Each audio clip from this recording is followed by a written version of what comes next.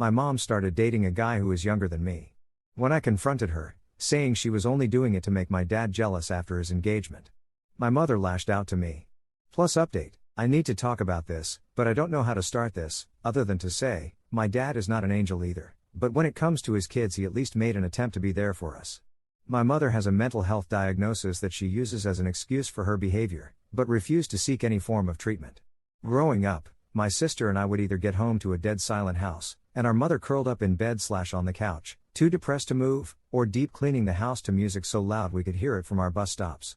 Sadly, the depressed moods were what we looked forward to, because she also became extremely verbally abusive, and at times even physically, though never to extremes. She would constantly accuse my father of cheating, refuse to even sleep in the same room as him, no idea if he was, wouldn't super surprise me, but also, and the one time he tried to send her to inpatient treatment, when she got out after 72 hours, she told him that if he ever did that again she would divorce him and a bunch of other threatening stuff. My father was too scared of the threats to try to force help again after, and she just got worse as time went on. Eventually, when I was 16, and my sister was 14, we heard her screaming on the phone that she was going to kill herself in front of us. I got us out of the house, and took her swimming at the creek near our house because at 16 I had no clue what else to do. That day when we finally got back, my dad sat us down and told us that he and our mother were going to get a divorce. He didn't expect for us to be relieved by the news until my sister broke down and told him that we had heard what she said on the phone. There was a lot of crying and a lot of court dates, protective orders and such, and a bunch of other stuff that ended up with us not having to see our mother unless we wanted to. I suppose when it sunk in that we didn't want to be around her when she was acting like a loon, she decided to take her mental health more seriously, but she never forgave my father for leaving her at her darkest moment. I can't really blame him, though, because that house was hell when she was in it. Anyway, I am 22 now, and my dad has started dating again this year. The woman he has been seeing is lovely, age appropriate too, and they do cute old people shit together, even though they aren't that old, lol. Farmers markets, antique stores, and yard sales, every weekend, haha. My mother took it hard for some reason, even though she has been dating on and off since the divorce. She had been saying everything from how he left her for a cow to saying that she always knew he had been cheating on her and this was the proof. It got to the point we had an argument that unfortunately got a little heated and ended with me saying something like, "You are divorced. Get over it, how are you not effing embarrassed?" And something about lacking pride. All of which I ended up apologizing for, because even if I think I was right, I do, it was a pretty cruel thing to say. Cut to less than a month after that argument and she starts showing off her new boyfriend, who happens to be closer to my sister's age than hers. I am well aware this relationship is meant to be a middle finger to my dad, but I can't help it. It's effing gross. Dude. This guy is younger than me, and is playing house with my mid-50s mother? It's weird, and predatory, and gross. But, he is a legal adult, and there's really nothing I can do about it. Anything I could say to my mother would turn into a game of so it's okay for your dad to date but not me? As if dating is the thing that's effing appalling about it. Part of me thinks he is only with her because she got the house in the divorce, and is doing fairly well for our area, financially speaking. The rest of me thinks she has groomed this dude. So I have pretty well just stopped communicating.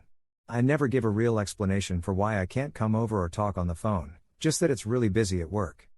My sister came over Monday, and said that our mom really misses me, and that she hopes I can come around this weekend, because she is planning to make my old favorite for dinner on Saturday.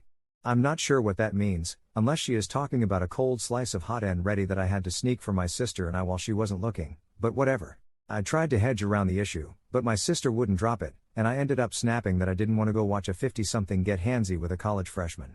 My sister ended up looking absolutely shocked by this, and asking if I was serious.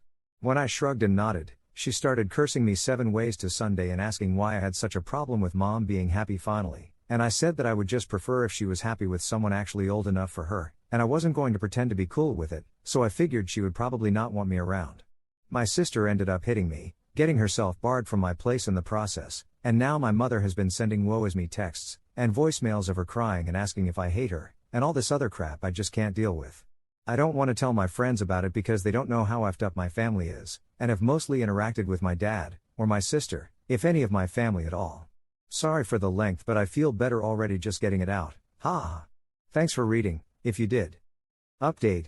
Hi, just remembered this account because I was talking to my sister recently, and the big fight came up, and I remembered that a couple of people asked for an update if there was one, so I decided to give one. Someone on my last post said something that I just couldn't shake off, about bipolar disorder being hereditary, And I kept thinking about it and getting sick, going through my sister's behavior at the time and how she had changed. Without getting too into her business, my mother wasn't the only issue, the hitting wasn't the only issue, but at the time I just thought she was going through a "I'm an adult, I can do whatever I want" type of phase, which I admit, I went through. It wasn't until someone pointed it out that it kind of lined up in my head. I ended up talking my sister into seeing someone, just to get tested. I agreed to do it as well, because she had a whole "I'm not crazy, you're a crazy freak" out on me. I looked into it, because another comment had mentioned pay scaling, and found an option in our price range at the time, though now I have insurance through my new job, so soon neither of us will have to worry about that as much. I triple checked I could put her on my insurance. I got lucky since she is still in college. Anyway, after talking to our respective therapists/psychologists, it seems that she is bipolar 1, like our mother, whereas I have PTSD, surrounding my mother, and her care. She jokes that I got off lucky because she has to take big ol' horse pills and I get a free pass to smoke weed. My mom stopped seeing the little boy only a few weeks after the post. I knew it was a phase. From what my sister says, she has been dating another man now, but hasn't changed the way she acts. I think my sister is close to cutting off contact with her, too, which, despite how cruel it sounds, I am hopeful for. For me, cutting contact came after my therapist said that what I saw as normal arguments between us was me becoming triggered. Feels weird to use that word. I've never been the kind of asshole to hate trigger warnings, but to think they apply to me is weird, because she was always reminding me of the worst times of my life. I thought about that a lot and decided I agreed. Fighting with her about it would get me nowhere, so I just told her I didn't want to see her for a while, and blocked her. She didn't take it that good, but she calmed down after the first couple weeks. On a much happier note, my dad is getting married to his girlfriend, which I am so excited for. She is such a lovely lady, and they share so many passions. Their antique glass collection belongs in a museum, and I have never seen two people more happy. Relevant comments. Commenter 1, I'm honestly glad to hear a happy update from you, Op. Sounds like everyone you care about in your life is moving forward, as well as you. And I'm wishing you guys the best. Keep taking care of yourself. OP, thank you. I have to admit, I have been doing so much better since I decided to follow the advice from the last one, and really wanted to thank the people who gave it. More specifically, the people who made me consider my sister's mental health might be affecting her decisions. I didn't even consider that before then, and I am so lucky someone else did. Commenter 2, congratulations to your dad and future stepmother, OP. I'm also glad you and your sister have some answers medically, Bo. I hope your relationship has improved as well. Either way, I'm glad things seem to be going better for you. OP, we are doing a lot better. She is off doing school stuff more often than not, but that's nothing to complain about. We hang out when we can, and we don't fight anymore mostly. Lol. I mean, she is still my sister, lol. Commenter 3, OP, you were a great sibling, as well as a great child to both of your parents, although your mother's illness clouds her ability to recognize how protective you are of her. So happy you sought testing and therapy for yourself and sis, especially sis. Untreated, bipolar symptoms can certainly exacerbate, and conditions worsen. You likely have sis in a much better place now. Best wishes. Please keep us apprised. OP, she has been doing so well in school, though that's nothing new. Growing up, she would help me with my homework, despite being 2 years below me. She is an honest-to-God genius, and it was weird seeing her not care about that for a while, but I really just thought it was a phase.